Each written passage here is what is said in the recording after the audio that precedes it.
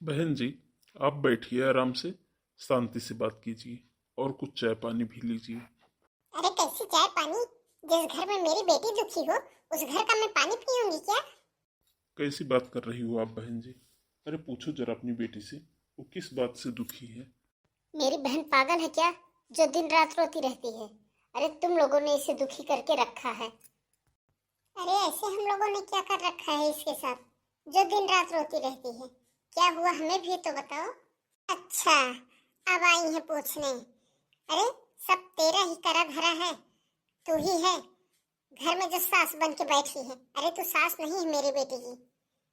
सारा दिन मेरी बेटी से नौकरों की तरह काम करवाती रहती है। अरे देवरानी है तेरी देवरानी, देवरानी बहन की तरह होती है। और तू मेरी बेटी को नौकर बना करके रखा है। मैंने बड़े लाड प्यार से पाला है अपनी बेटी को, कभी एक गिलास तक इधर उधर उठा करके नहीं रखा है। और यहाँ यहाँ तो सारा दिन इससे जूठे बर्तन मजवाती रहती है।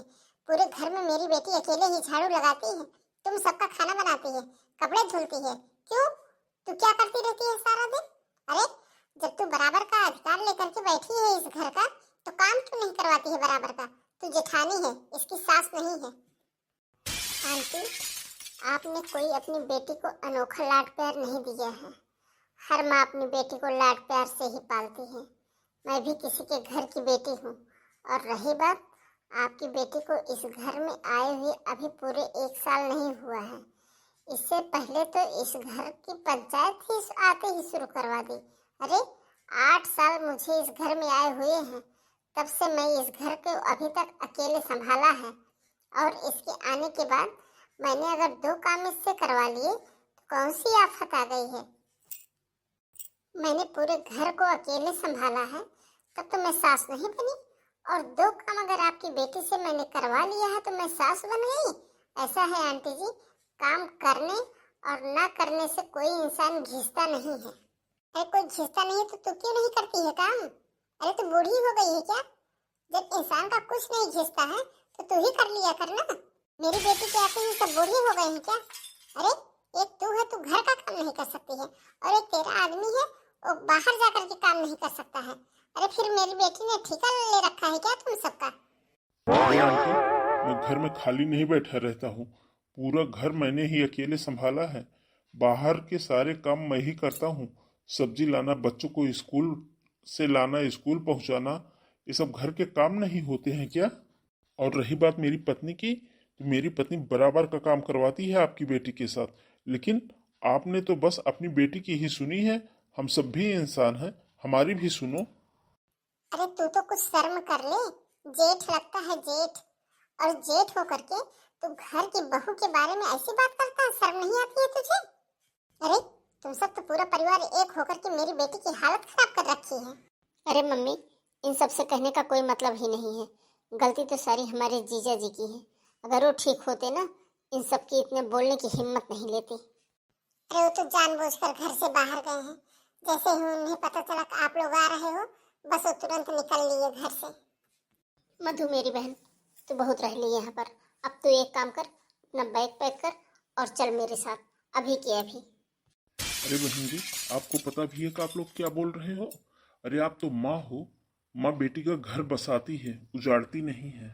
आंटी जी, ससुराल में बहुओं को काम करना ही पड़ता है, और क्या उनकी आरती उतारी जाती है? और अगर आपने अपनी बेटी को इतना ही लाड प्यार से पाला था कि वो ससुराल में जा कर के काम नहीं करेगी, तो आप अपनी बेटी की शादी ही नहीं करती, शादी मत करती, वहीं अपने घर में रखे रहती। अरे हाँ हाँ, यह बात तो तूने सही कही है। गलती तो मेरी है ही, जो कि मैंने अपनी बेटी की शादी इस घर में ला करके कर दी। अब समझ में आ रहा है मुझे कि ससुराल में सास की कीमत क्या होती है। अरे आपकी बेटी ज्यादा परेशान हो रही है यहाँ पर ना, तो आप अपनी बेटी को ले क्यों नहीं जाती हैं? देवर जी ने तो इससे कल ही बोल दिया था कि चली जाओ अपने मायके। फिर आप क्यों आई हो यहाँ पर पंचायत करने के लिए? ले जाओ अपने साथ अपनी बेटी को। अरे मैं तो लेकर जाऊंगी ही अपनी बेटी को, लेकिन तू जो कर रही है ना, तू खूब अच्छे से याद कर लेना, खून के आंसू रोएगी तू। तेरे भी औलाद है। मधु बेटा, चल चल गाड़ी में बैठ, चल यहाँ से। हाँ हाँ, ले जाओ ले जाओ। किसने रोका है आपकी बेटी को? ले जाओ, देखेंगे हम भी कितना दिन रख लोगे। अरे बहन चल ना, तू तू यहाँ खड़ी क्यों है? चल अभी के अभी। बहन जी, मैं अब भी कह रहा हूँ कि आप अपनी बेटी का घर खराब कर रही हो। बस बाबूजी, बहुत हो गया है। इन लोगों के मुंह लगने की कोई जरूरत नहीं है। ले जा रहे हैं ना अपनी बेटी को, तो ले जाने दो। अब चलो आप अंदर। मेरी बात मान बेटा, जाकर बहू को ले आ। खामखा बात बढ़ाकर। क्यों बाबूजी, उन लोगों के समझ में नहीं आता क्या? हमारी इतनी बेइज्जती करके यहाँ पर गए हैं और 1 हफ्ता हो गया है, लेकिन उन लोगों का फोन तक नहीं आया। हाँ बाबूजी, वो लोग हमारे ही घर में आकर के और हमारी ही बेइज्जती करके गए हैं। अरे वो लोग बात तो आराम से कर सकते थे ना। इतनी बेइज्जती करने के बाद में भी अभी तक ना तो मधु का और ना तो उनके परिवार वालों का किसी का फोन तक नहीं आया अभी तक। अरे बेटा, ये तो अपने अपने दिमाग की बात है। उनका दिमाग उनके पास, हमारा दिमाग हमारे पास। आखिर वो इस घर की बहू है ना, आना तो उसे यहीं पर है, तो फिर बात बढ़ाने का क्या मतलब है। अरे बाबूजी, उनकी माँ कह रही थी कि उनकी बेटी यहाँ पर आकर के काम नहीं करेंगे, तो क्या हम उनकी आरती उतारेंगे क्या? अरे मैंने 8 साल से अकेले इस घर को संभाला था और उसने 6 महीने में ही पंचायत करवा दी। इतनी बदनामी करा दी उसने हमारी। इतना तो बाबूजी उसने कोई काम भी नहीं किया था ना। मैं उसके साथ बराबर मिल करके काम करवाती थी, फिर भी उसने हमें बदनाम कर दिया। और बाबूजी, ऐसी लड़की का क्या भरोसा। अभी तो उसने हमारे ऊपर इतना आरोप लगाया है और कल के दिन वो हमारे साथ कुछ भी कर सकती है। हाँ बाबूजी, कल के दिन वो कुछ इस तरह का काम कर लेगी और हमारा नाम लगा देगी, तो फिर हम लोगों को जेल में ही पड़ा रहना होगा। 1 हफ्ता हो गया है बाबूजी उसे गए हुए, एक बार भी उसका कोई फोन और मैसेज नहीं आया। अरे हमारे पास ना करती ना सही, देवर के पास तो उसे करना चाहिए था ना। मेरी बात मानो बाबूजी, अभी वह गई है ना अपनी मर्जी से, तो उसे आराम से रहने दो अपने मायके, तभी उसकी अकल ठिकाने आएगी। पापा, भैया भाभी जो कह रहे हैं सही कह रहे हैं। अरे मैं भी तो परेशान हो चुका हूँ उससे।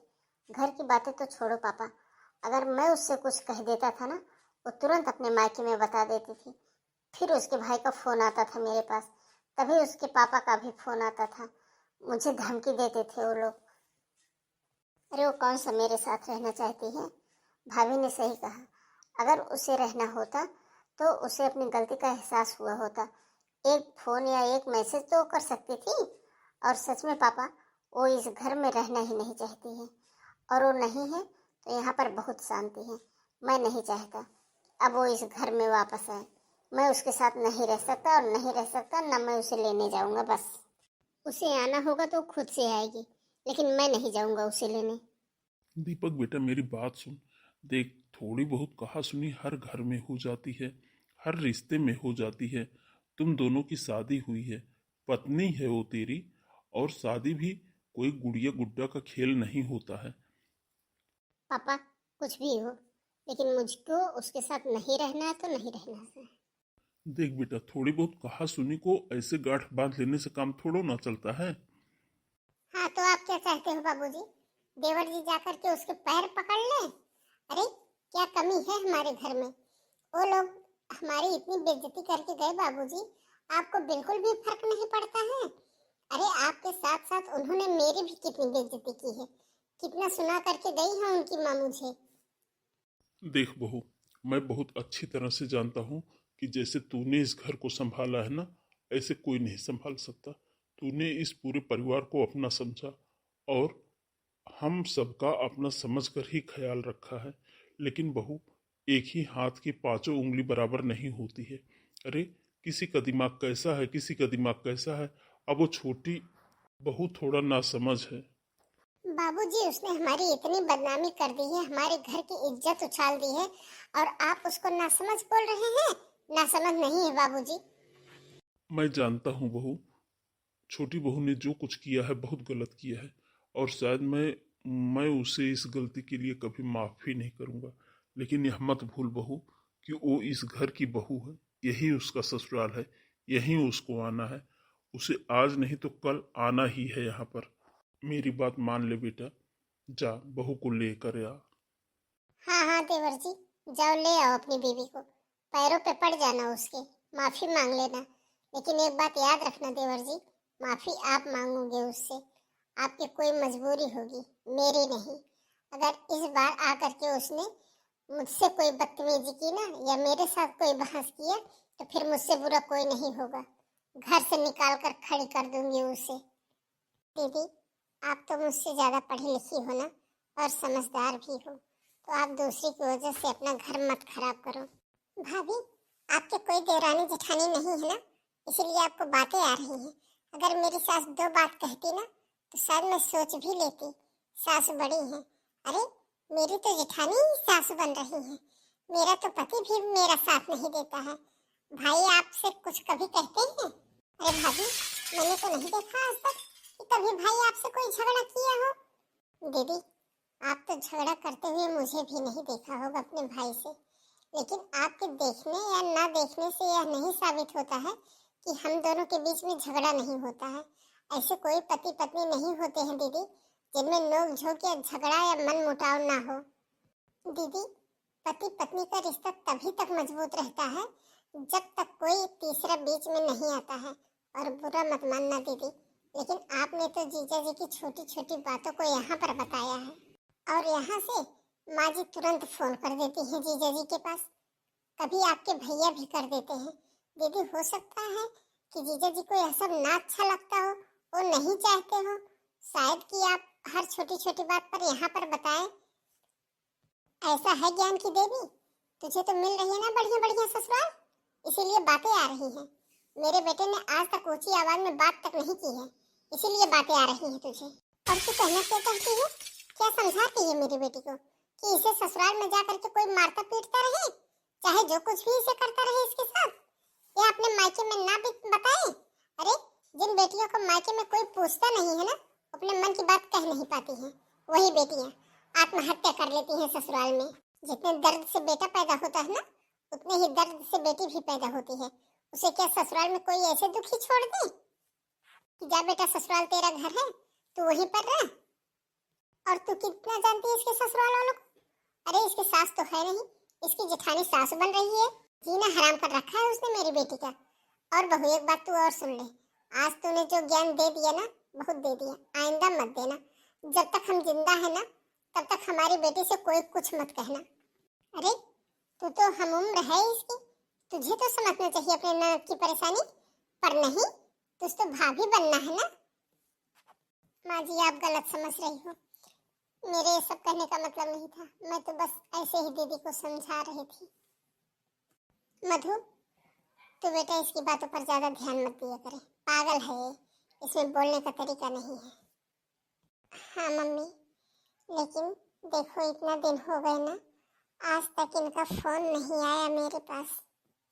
मम्मी, आप यहाँ पर मुझे ला करके कोई गलती तो नहीं कर दी ना? अरे नहीं, कैसी बात कर रही है मधु, ये तेरा घर है बेटा, तेरा पूरा अधिकार है। किसने कहा है कि शादी के बाद बेटी का अपना घर नहीं होता है? अरे, शादी के बाद तो बेटियों के दो दो अपने घर हो जाते हैं। बस एक बार दामाद जी यहाँ आ जाए, फिर मैं उन्हें बताती हूँ।